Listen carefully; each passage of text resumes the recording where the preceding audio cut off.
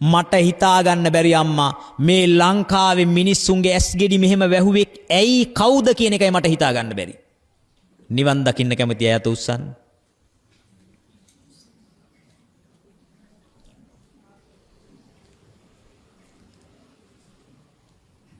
ඕගොල්ලෝගේ කටයි අතයි දෙක එකට බද්දයිද? අත උස්සනකොට කට හෙලවෙන්නේ නෑ, අත උස්සගෙන ඉන්න. කවුරුත් නෑනේ ඔස්ටියෝපොරොසිස් රෝගියෝ නෑනේ. නෑනේ අත උස්සගෙන ඉන්න බල. මේ සියලුම දෙනා නිර්වාණ අපේක්ෂිතයෝ. නිවන් දැකීමට බොහොම කැමැත්තෙන් ඉන්නේ. බොහොම හොඳයි.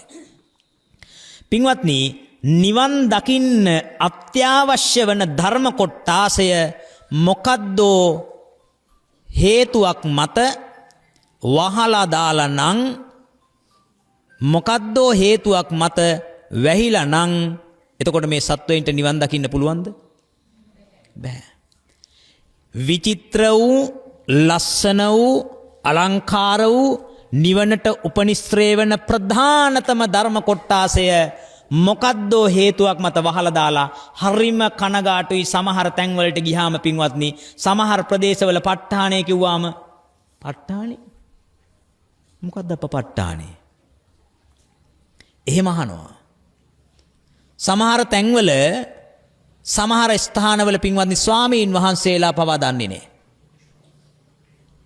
සමහර අය අහනවා ප ဋ ාණය කිව්වම සතර සතිපට්ඨානෙද කියලා. සතිපට්ඨානෙ කියන්නේ අනිකක්, ප ဋ ාණය කියන්නේ අනිකක්. සතර සතිපට්ඨානය කියන්නේ සතර සතිපට්ඨානෙ තියෙන සූත්‍ර පිටකේ. ප ဋ ාණ සූත්‍රය, මේ සතර සතිපට්ඨාන සූත්‍රය, මහා සතිපට්ඨාන සූත්‍රය. හැබැයි ප ဋ ාණය කියන එක තියෙන්නේ අභිධර්මයේ. දැන් ඒක දෙකක්ද නැද්ද? මේක දෙකක්.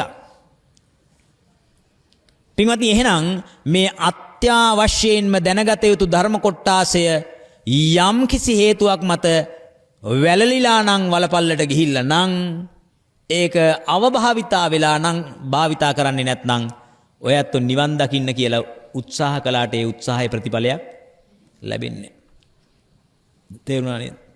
ගාලු පාරට ගිහිල්ලා තේරුණානේ, කොළඹට යන්න ඕන වාහනේ හරවලා තියෙනවා මාතර පැත්තට.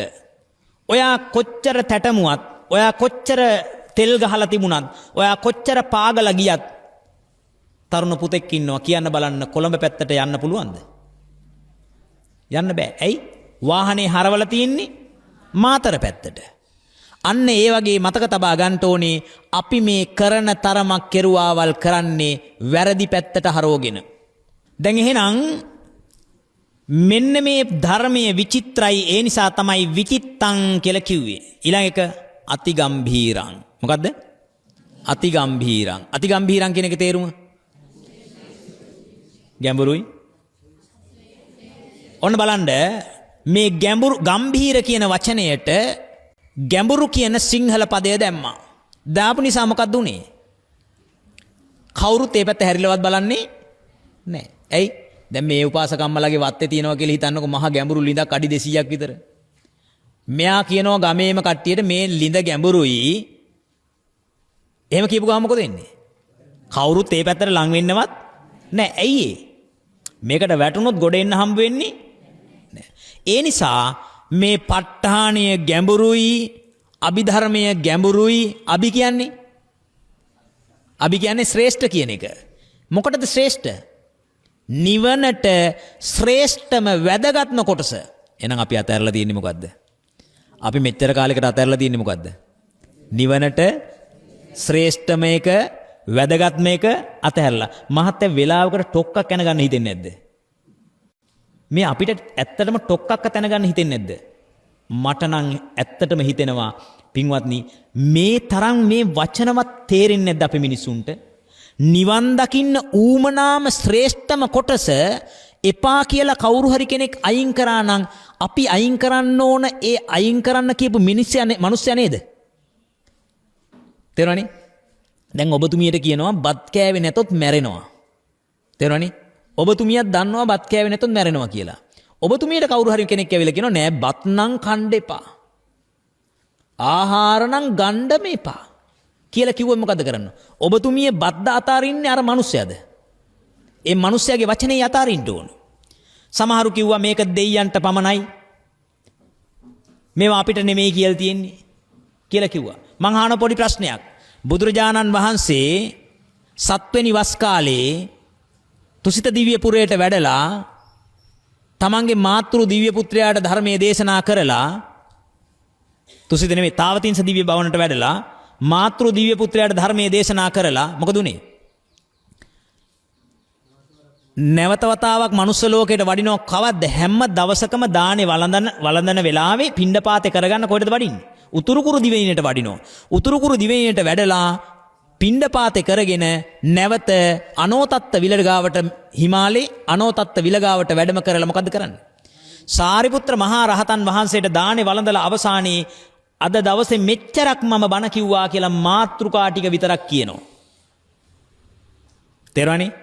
උද්දේශය විතරක් කියනවා. එතකොට සාරිපුත්‍ර මහරහතන් වහන්සේ කියන්නේ ප්‍රඥාවන්තයින් අතර අගතැන්පත් ස්වාමීන් වහන්සේ උන්වහන්සේට මේ ටික ඔක්කොම තේරෙනවා. මාත්‍රිකාව කියනකොටම ඊටු ටික ඔක්කොම වැටහෙනවා.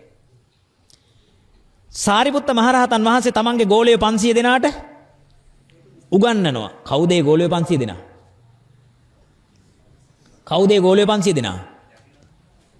පෙර ජීවිතයක කාශ්‍යප බුදුරජාණන් වහන්සේගේ කාලේ ගල්ලෙනක හිටපු වවුල්ලු 500 දෙනා, කිරිවවුල්ලු 500 දෙනා. මේ කිරිවවුල්ලු 500 දෙනා එදා ස්වාමීන් වහන්සේලා දෙනමක් විසින් මේ ප ဋ ාණ ධර්මයේ සජ්ජායනා කරගෙන අහගෙන ඉඳලා